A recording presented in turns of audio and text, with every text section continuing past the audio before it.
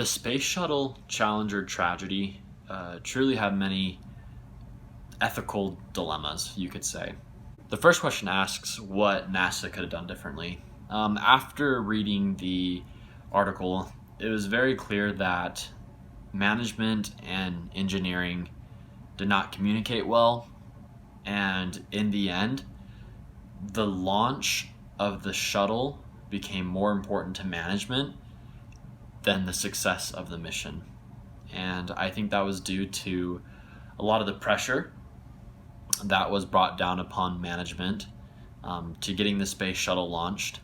Although I can understand why that pressure may have affected some things, I think in the end you need to always put the lives of humans and the success of the mission over anything else. So to answer the question directly, what could NASA have done differently?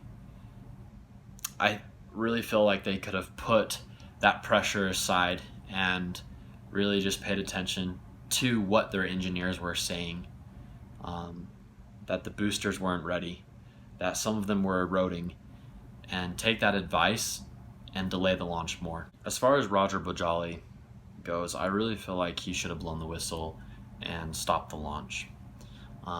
I understand that he may have had pressure of losing his job, and it may have been very, very hard to find another one.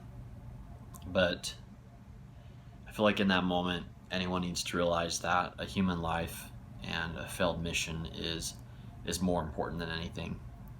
And him being an engineer, obviously he was one of the few people that knew the most about, the issues with the launch, things that could have gone wrong.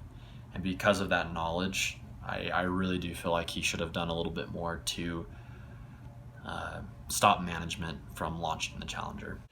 Regarding engineers who may have future responsibilities to do certain projects and to be loyal to management, I think they need to understand and know that they need to consult with management and give their honest and true opinion before any type of person is put in danger. You never want the public or an individual to be put in danger over a decision management makes without consulting with you. I think it is also your responsibility as a future engineer to always consult with your coworkers. Make sure everyone is always on the same page to make the right decision. Also, I believe it's the engineer's responsibility to not just go to the opinion of the public first, but to always consult with management to consider and choose the safest option. As an engineer, it is your responsibility to provide your employer with all of the information.